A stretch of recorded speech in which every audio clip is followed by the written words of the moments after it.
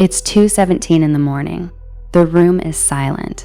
Your body is exhausted, but your mind refuses to let you sleep. Not because something terrible happened today, but because of one sentence, one awkward pause, one expression on someone's face, one moment that probably meant nothing to them, yet somehow still means everything to you. Strange, isn't it? Out of everything that happened today, your brain chose that moment. Someone appreciated you. Someone smiled at you. Someone thanked you. Maybe someone even told you, you did a great job. But your mind quietly erased all of it and replayed only one moment when you felt rejected. Again, and again, and again. Why? Why does one careless comment feel heavier than 10 genuine compliments? Why can one stranger steal your peace without ever knowing they did? And here's the question that changed the way psychologists think about human behavior. What if your brain isn't reacting to rejection the way you think it is? Have you ever changed the way you speak just so people would like you? Laughed at a joke you didn't actually find funny? Apologized even when you had nothing to apologize for? Stayed quiet when you desperately wanted to speak? Or worked harder, not because you loved the goal, but because you hoped that one more achievement might finally make you feel good enough? If you have, you're not alone. Almost every human being has lived through some version of this, not because we're weak, not because we're broken, but because hidden beneath every fear of rejection, every search for validation, and every desperate need to belong lies an invisible psychological system that has been quietly shaping human behavior for hundreds of thousands of years. A system so ancient that it still influences who you become, who you trust, what risks you take, what dreams you abandon, and even the person you believe yourself to be. The unsettling part? Most people spend their entire lives obeying this system without ever realizing it exists. But once you see it, you'll begin noticing it everywhere. In your relationships, in your career, on social media, in politics, even in the quiet conversations you have with yourself. And perhaps the biggest surprise of all is this. Your brain isn't actually searching for approval. Approval is only the symptom. Beneath it, your brain is trying to protect something it believes you cannot live without. The question is, what? And once you discover the answer, you may never look at yourself the same way again. To understand why your brain craves approval, you have to leave the modern world behind for just a moment. Forget your phone. Forget social media. Forget everything you think you know. Now imagine opening your eyes. Nearly 200,000 years ago, no cities, no hospitals, no supermarkets, no internet, only a small tribe surrounded by forests, predators, and uncertainty. Every sunrise began with one silent question. Will I survive today? Most people imagine survival belonged to the strongest, but evolution tells a far more surprising story. For most of human history, your greatest advantage wasn't strength. It wasn't intelligence. It was belonging. Because in that world, being alone wasn't freedom. It was danger. Human beings survived together. Food was shared.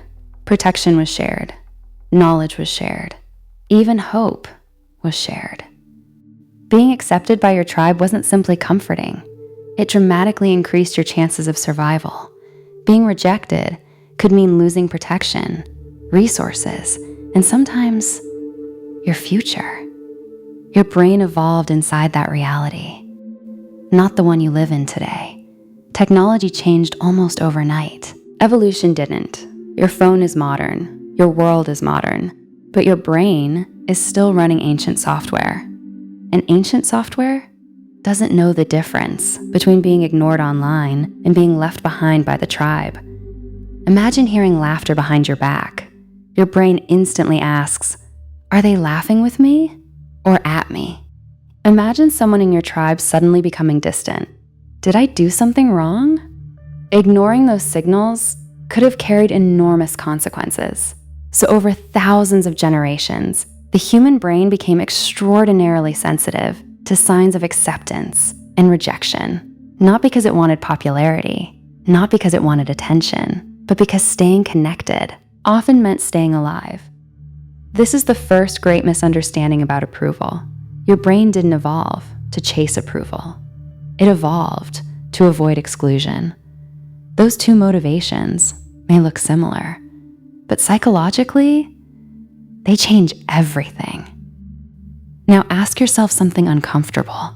How many of your biggest decisions were truly yours, and how many were quietly shaped by the fear of being judged, rejected, or left behind? Because if your brain evolved to protect you, why does that same system now create anxiety, people-pleasing, and self-doubt? The answer wasn't discovered by philosophers. It came from neuroscience. And what scientists found changed the way we understand rejection forever. Around 20 years ago, a group of neuroscientists asked a question that sounded almost impossible. Could emotional rejection leave a mark on the brain, similar to physical pain? At first, the idea seemed absurd. A harsh comment leaves no bruise. Being ignored doesn't break a bone. So why can rejection hurt? As if something inside you has been injured. Researchers Naomi Eisenberger and Matthew Lieberman made a remarkable discovery. Social rejection isn't the same as physical pain, but it can engage some of the same brain networks involved in processing physical pain. Think about what that means. Your brain doesn't completely separate being hurt from being left out. For our ancestors, both could threaten survival. Suddenly, that sinking feeling after being rejected looks very different.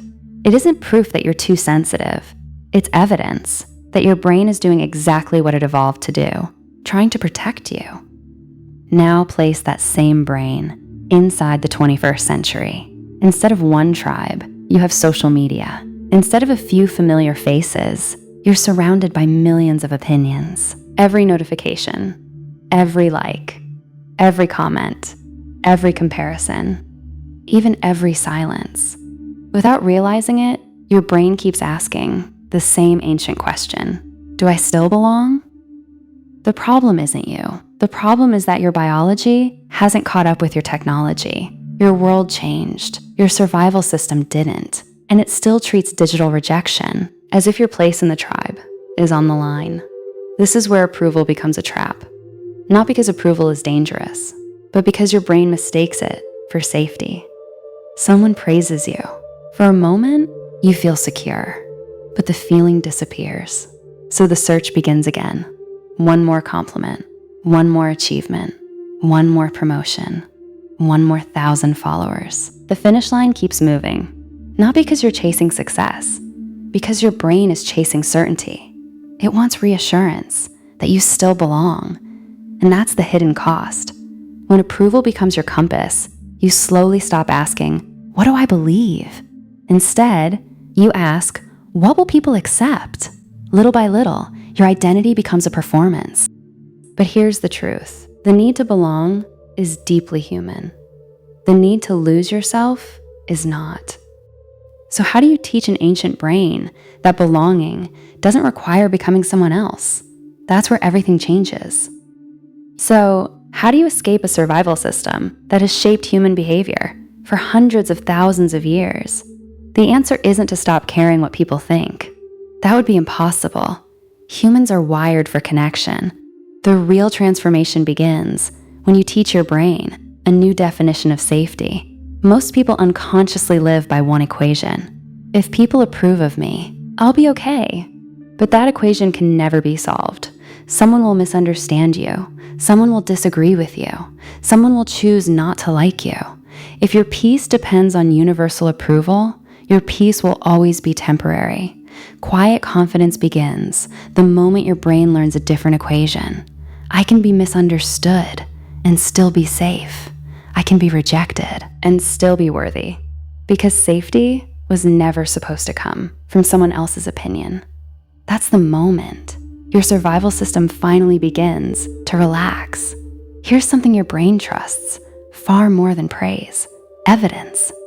Psychologist Bandura called it self-efficacy. The quiet confidence that grows from successfully facing challenges, not from compliments, not from motivation, from experience.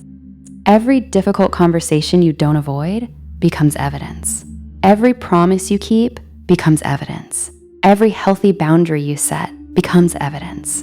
Every fear you face becomes evidence. Little by little, your inner voice changes. It stops asking, "Am I enough?" and quietly begins saying, "I've survived difficult things before. I'll survive this too." Confidence isn't built by convincing yourself.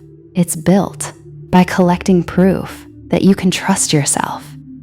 Perhaps the greatest cost of living for approval is forgetting who you are without it. We perform confidence. We perform success. We perform certainty, not because we want to deceive people, but because we fear they won't accept the real version of us. Psychologist Carl Rogers believed that psychological well-being grows when the person you truly are becomes closer to the person you show the world. Authenticity isn't perfection, it's alignment. And ironically, the people we trust most are rarely the ones trying hardest to impress us. They're the ones who no longer feel the need to. More than 2,000 years ago, Epictetus wrote, "Some things are within our control and some are not." That idea still feels remarkably modern. You cannot control other people's opinions, but you can control whether you abandon yourself to earn them. Perhaps that's the real difference between insecurity and inner confidence. One sacrifices authenticity for acceptance. The other accepts the possibility of rejection rather than losing itself. Now, let's return to where this journey began. It's 2:17 in the morning. The room is silent. You're replaying one conversation, one comment, one moment that made you question yourself. But this time, something has changed. You finally understand what your brain was trying to do. It wasn't trying to make you suffer. It was trying to protect you, using a survival strategy written for a world that no longer exists. The goal was never to stop caring about people. The goal was to stop confusing approval with survival, because they were never the same thing. Real freedom begins the moment you realize your worth was never something other people had the power to give or take away. And perhaps that's the greatest paradox of all. The less you chase approval, the more authentic you become. The more authentic you become, the more peaceful your mind becomes. Because authenticity doesn't ask for attention. It quietly earns trust. And real confidence has never been about being admired. It's about becoming someone you no longer need permission to be.